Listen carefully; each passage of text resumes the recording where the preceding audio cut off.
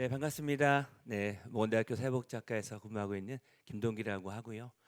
정말로 저희 홈그라운드인 대전에서 이런 뜻깊은 행사가 있으니까 더 가슴이 더 벅찬 것 같습니다.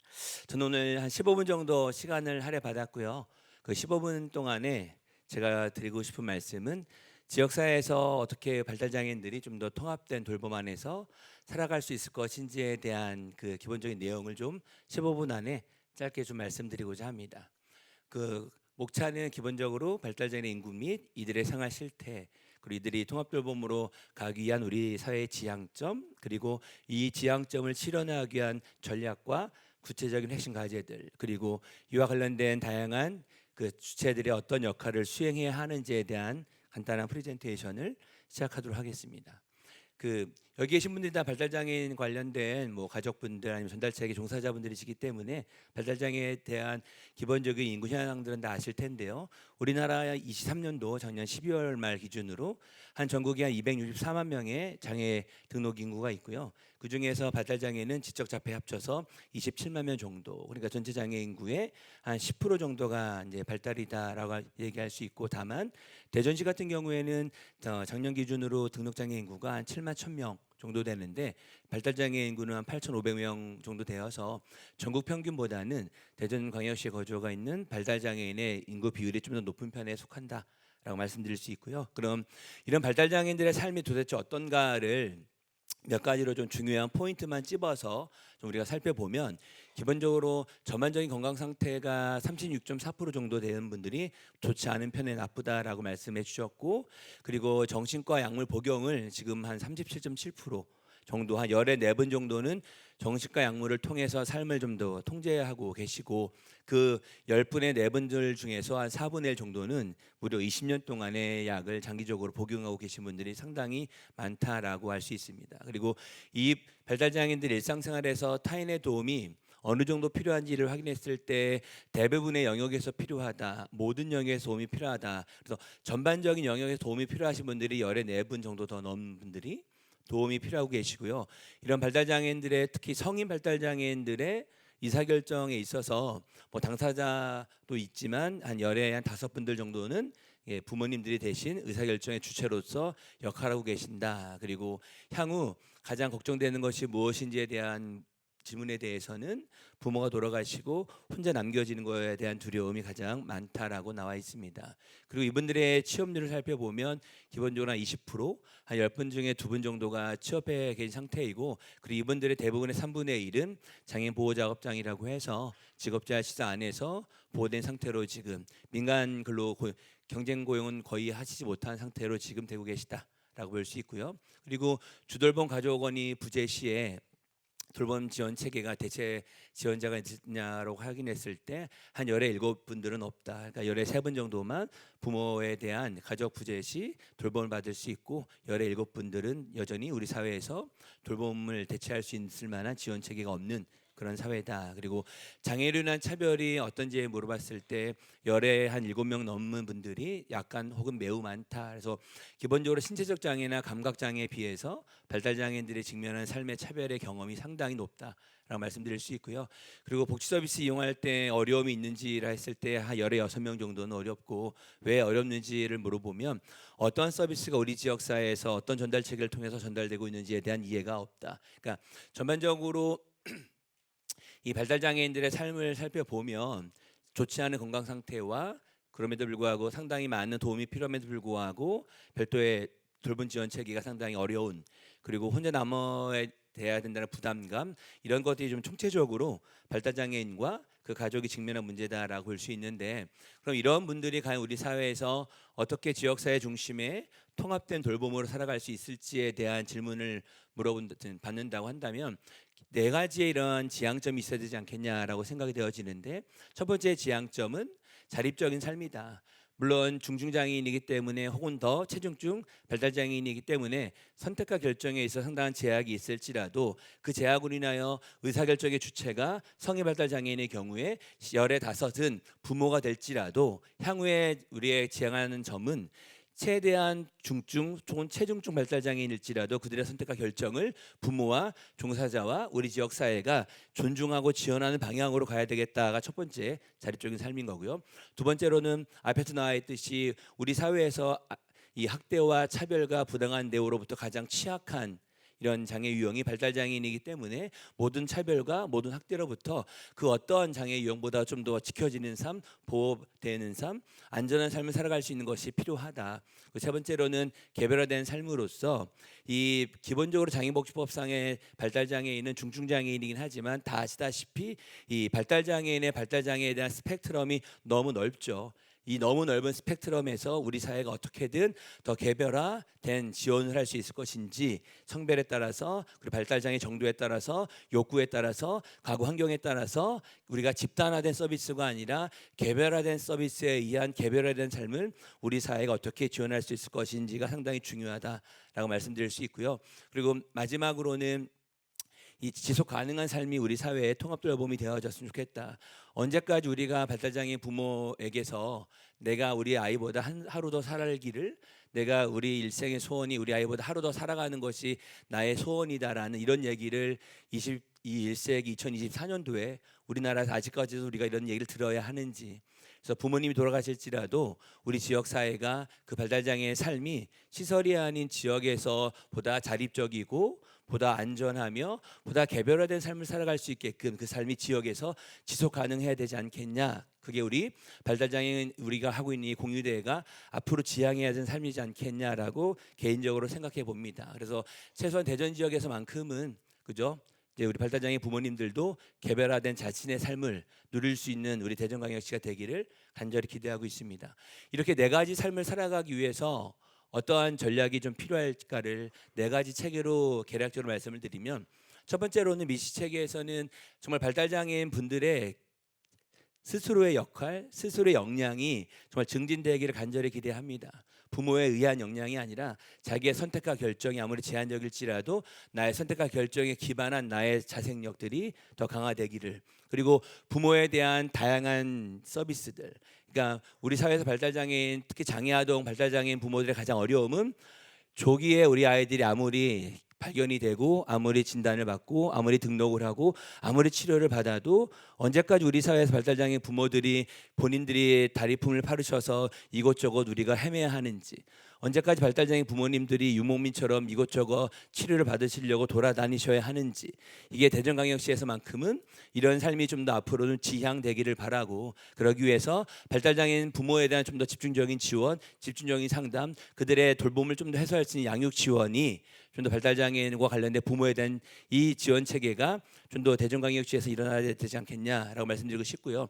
두 번째로 중간 체계에서는 정말로 우리 사회에서 아마 보건복지부를 포함한 모든 지방 정부도 향후의 모든 장애복지 정책의 방향성은 발달장애인 중심일 수밖에 없는 이런 현실적인 여건에서 그 모든 이 전달 체계의 핵심적인 인력이신 서비스 제공 인력분들의 전문성들, 그죠? 장애에 대한 민감성들, 장애에 대한 감수성들, 지금 예를 들면 앞으로 갈수록 많은 발달장애와 관련된 이런 바우처 서비스들, 보조금 서비스들이 일어날 때 그들의 좀 더 전문성과 인권 감수성을 강화시킬 수 있는 방향으로의 시스템이 마련되어져야 하고, 그리고 발달장애인이 지역사회에서 지속 가능한 삶을 살기 위해서는 발달센터만 잘하는 것도 의미 없고 장애복지관만 잘하는 거 의미 없기 때문에 관과 민이 좀 더 유기적인 민간 협력이 될 수 있는 방향으로 가야 한다. 그리고 좀 더 넓은 외책에 있어서는 앞으로 우리 사회가 이제 탈시설과 관련된 많은 이제 도전을 받고 있을 텐데, 많은 비장애 분들이 발달장애에 대한 상당히 안 좋은 편견들이 있어요. 발달장애에 대한 잘못된 오해들, 부정적인 편견들, 이런 것들이 상당히 만연해 있는 우리 지역 사회에서 탈시설과 혹은 은둔형, 집안에서 은둔형 발달장애인들이 지역 사회로 나가려고 용기 내어서 나갈 때 과연 우리 지역 사회가 그들을 맞이할 준비가 되어 있는지, 아무리 많은 장애인복지관과 많은 종사자분들이 역할을 하시더라도 대전광역시 150만 비장애인 중심의 사회에서 과연 이러한 발달장애인들이 지역사회에 한 발자국 나갔을 때 얼마나 우리 사회가 그들을 맞이할 준비가 되어 있는지, 따라서 우리 가야 할 방향은 미시 체계도 중간 체계도 중요하지만 개인적인 생각은 이 150만 이 비장애인 중심의 대전 시민들의 변화가 가장 중요하다. 대전 시민 150만 이 비장애인 중심들의 인식이 상당히 강화되어야 될 필요가 있다라고 제일 강조하고 싶고요. 그리고 그 발달 장애인들이 부모 사후가 될지라도 시설에 가지 않고 본인의 거주하는 집에서 활동 지원사, 주간 활동 서비스, 장애인 복지관의 서비스를 받아가면서 살아갈지라도 시설보다 더 안전한, 부모의 삶보다 더 안전한 삶을 살아갈 수 있게끔 우리 사회가 안전한 생태계를 만드는 것이 외체계에서의 역할이다, 전략이다라고 말씀드릴 수 있고, 그리고 거시체계에서의 중앙정부 법령과 제도와 정책에서의 역할은 정말로 전달 체계가 촘촘하게 만들어졌으면 좋겠어요. 발달장애 다양한 스펙트럼에 맞게끔. 그래서 서비스가 중단되었을 때 고민하지 않고 그 서비스가 중단가 되는 동시에 서비스의 역할이 좀 더 전이가 좀 더 연속성이 지원 체계가 이런 것들이 있는 대중광역시가 되기를 간절히 기대하고 있고요. 이를 위해서 실효성 있는 행정적인 지원이 필요하다라고 생각되어지고 있습니다. 이를 위한 핵심적인 이런 과제를 몇 가지만 좀 소개를 시켜드리자고 한다면, 우선 미시체계에서는 발달장애인과 관련된 전달 체계들이 상당히 많죠. 기본적으로 장애복지관, 자립생활센터, 주간활동 서비스, 모든 전달 체계의 기본적인 모든 서비스의 핵심은 당사자 중심입니다. 기본적으로 내가 선택하고 내가 결정하는 것이 아니라 최대한 발달장애인이 아무리 체중증일지라도 그들의 선택과 결정을 지원하는 방향으로, 발달장애인의 모든 것들을 지원하는 방향으로 되어야 하기 때문에 이 발달장애인 자기결정 능력을 지원하는 방향으로의 이런 서비스가 제공되기를, 그리고 관련된 이 발달장애인들이 차별이나 학대로부터 내가 차별받았는지 내가 학대받았는지의 인지가 부족한 현 시점에서 발달장애인 스스로도 내가 차별받고 있구나, 내가 지금 부당한 대우를 받고 있구나라는 거에 대해서 본인 스스로 좀 더 강력하게 대응할 수 있는 능력이 우리 사회에서 만들어지기를 상당히 간절히 기대하고 있고요. 그리고 아까 말씀드린 것처럼 오해하지 않으시기를 부탁을 드리는데, 정말로 우리 사회에서 발달장애인에 대한 지원에 대해서 그 누구보다도 전문가는 발달장애인 부모이십니다.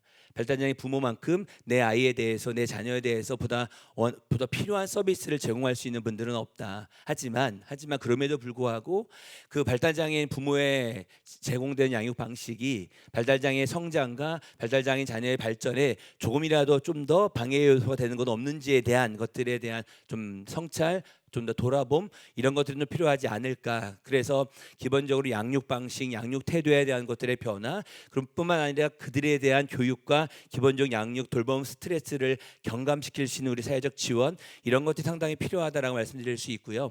그리고 중간 체계에서는 정말로 저는 체중증 통합돌보험 준비하면서 복지부랑 가장 많이 좀 대립되었던 게, 당신이 체중증을 1대1로 지원하라고 하면 할 수 있겠냐라는 거였어요. 그죠?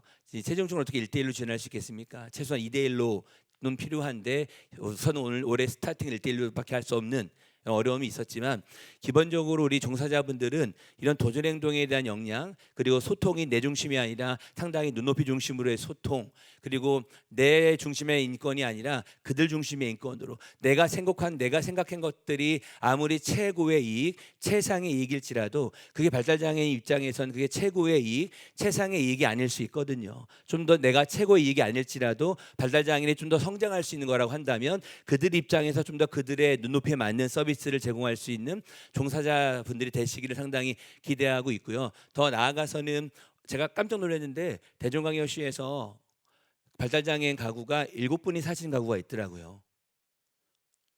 아, 저만 놀래나요? 저는 어제 이 얘기 듣고 깜짝 놀랐는데, 정말 제가 몇 분은 다장애 가구는 들어봤지만 발달장애인 가구에 7분의 발달장애인들만 사시는 가구가 우리 사회에 있구나라는 거에 대해서 되게 놀랐어요.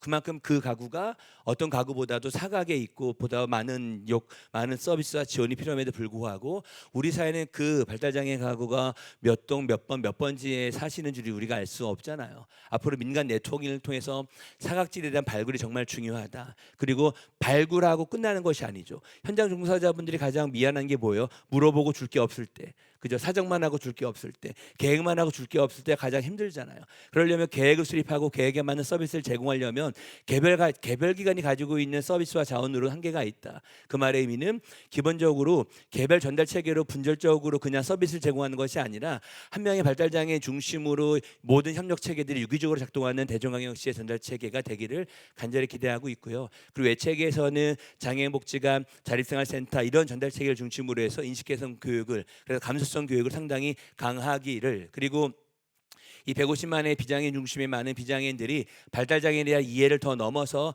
발달장애인이 차별과 부당한 대우를 직면했을 때 그들 옆에 서서 그들의 목소리를 대변해 줄 수 있는 시민 옹호인들이 우리 대전광역시에 정말 많이 일어나기를, 많이 양성되기를, 그래서 우리 사회가 안전한 환경이 되기를 간절히 기대하고 있고요. 거시 체계에서는 정말 촘촘한 전달 체계가 만들어졌으면 좋겠어요. 체중증도 기본적으로 뭐 5년이면 이제 끝나잖아요. 그럼 기본 전제는 뭐냐면 5년 안에 체중증 발달장애인이 좀 더 성장과 변화가 있고 성장과 변화를 통해서 다음 전달 체계로 전이가 되어야 되는데 과연 5년 안에 그런 성장과 변화를 기대할 수 있을까? 모든 체중증이 그렇게 성장과 변화가 되어서 다음 전달 체계로 갈 수 있을까? 그 말의 의미는 갈 수 있기도 하지만 못 가는 장애인도 있다고 한다면 우리 사회는 못 가는 장애인에 대한 촘촘한 전달 체계가 반드시 메워져야 한다. 이게 없이는 또 그냥 발달장애인, 체중증 발달장애인은 집으로 돌아갈 수밖에 없다라는 거. 그리고 더 중요한 건 뭐냐면 개별적으로 지원 인력의 종사자들을 개별 전달 체계에서 개별적으로 교육하고 있는데 앞으로는 발달장애 관련 모든 종사자들을 원스텝으로 하는 게 제일 중요하다. 타입 1 가장 기본적인 서비스, 타입 2 일상생활 돌봄, 타입 3 도전행동 지원, 이런 것들에 대한 레벨화되어서 레벨에 맞는 서비스의 인력이 양성되고 그 레벨에 맞는 서비스가 개별 서비스에 제공되어야 한다. 지금처럼 제도 기반으로 제공되는 것이 아니라 지원하는 서비스 기반으로 우리 인력들이 종사자들이 구축되어야 한다라고 생각되어지고 있고요. 그리고 마지막으로 아까 말씀드렸던 것처럼 당사자 및 가족의 역할은 소비자로서, 당사자로서의 역할, 그리고 방식의 전환들이 되게 중요하고 민간의 역할들은 장애 친화 마을을 구축을 하고 지역사 장애 연계망을 구축하는 것, 발달센터의 역할은 우리 대전 발달센터의 역할은 종사자에 대한 전문성 강화, 역량 강화, 그리고 모델 개발, 그리고 모든 바우처 사업에 대한 모니터링. 그리고 우리 대전광역시 역할은 통합돌봄 지원 조례를 대전광역시가 제일 먼저 제정했으면 좋겠어요. 우리 부처장님 가셔서 좀 아쉽긴 하지만 통돌에 대한 지원 조례를 우리가 제일 먼저 마련했으면 좋겠고, 통돌에 대한 지원 조례를 가지고 주택 공급이라든지 공무원 교육이라든지 이런 것들이 있었으면 좋겠다. 그리고 보건복지부 중앙정부 역할은 이 탈시설이라든지 이런 것들의 로드맵이 아니라 체증증 통합돌봄의 로드맵을 좀 만들었으면 좋겠고, 이에 필요한 예산과 법적 기반이 구축되기를 간절히 기대하고 있습니다.